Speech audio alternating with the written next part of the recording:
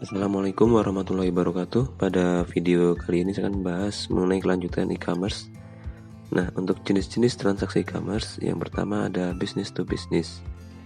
Business to business dapat diartikan sebagai sistem komunikasi bisnis online antara pelaku bisnis, yaitu terdiri atas transaksi interorganizational system, misalnya transaksi extranet, electronic fund transfer, electronic forms, integrasi message, share database, supply chain management, dan lain-lain.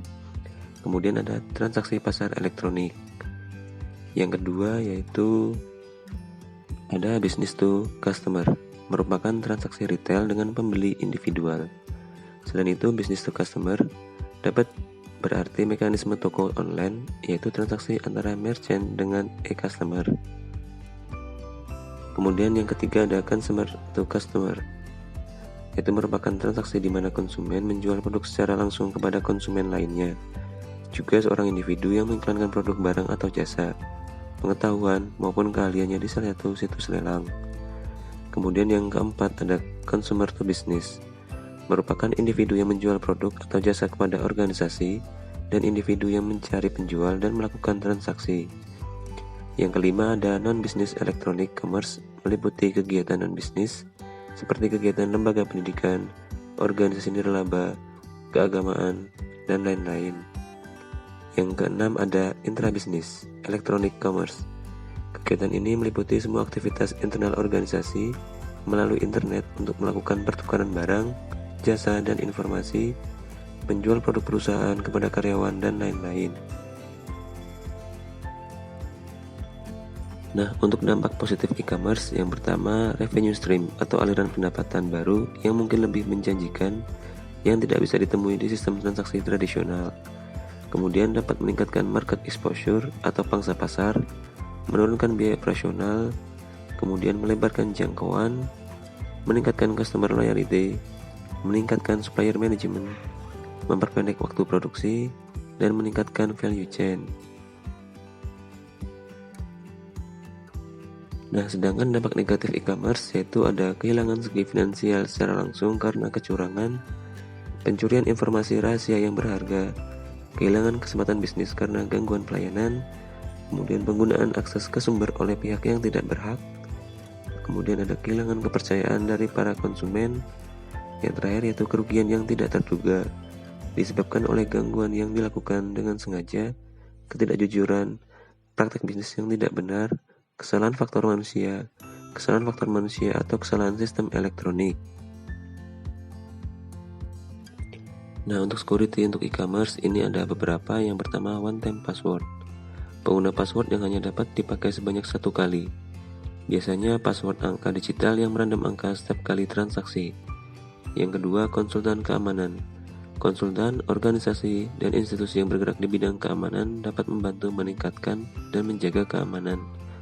Contoh organisasi yang bergerak di bidang ini adalah ID Search.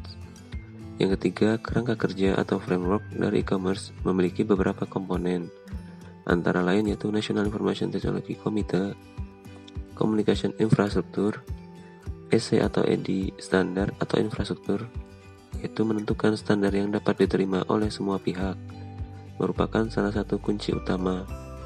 Kemudian cyber law, customer dan related organization. Yang keempat ada teknologi kriptografi. Teknologi kriptografi menjelaskan bagaimana mengamankan data dengan menggunakan enkripsi. Berbagai sistem sudah dikembangkan seperti sistem private key dan public key. Pengguna algoritma populer digunakan untuk mengamankan data juga sangat penting. Contoh algoritma ini antara lain DES, IDEA, RC5, RSA, dan ECC.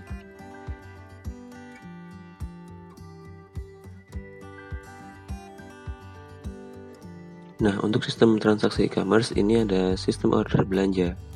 Yang pertama, order belanja dengan order form. Cara order form adalah merchant menyediakan daftar produk yang ditawarkan beserta deskripsi produknya. Di dalam order form terdapat dua bagian, yaitu bagian penawaran produk dan bagian jenis pembayaran. Pada bagian penawaran produk berisi produk yang ditawarkan, harga setiap barang, dan diserai dengan deskripsi produk yang ditawarkan, tapi tidak menampilkan gambar produk tersebut. Sedangkan pada bagian jenis pembayaran, merchant menyediakan form jenis-jenis pembayaran. Yang kedua yaitu order belanja dengan shopping cart. Merupakan sebuah software yang digunakan merchant untuk mempermudah para customer dalam memilih barang yang ingin dibeli. Software ini akan melakukan kalkulasi pajak penjualan, jumlah total barang yang dibeli, dan total keseluruhan biaya yang harus dibayarkan. Perbedaan dengan order form adalah pada shopping cart ditampilkan gambar produk yang dijual dan deskripsinya, sedangkan pada order form hanya deskripsi produk tersebut. Yang berikutnya yaitu sistem pembayaran. Yang pertama, sistem pembayaran dengan credit card.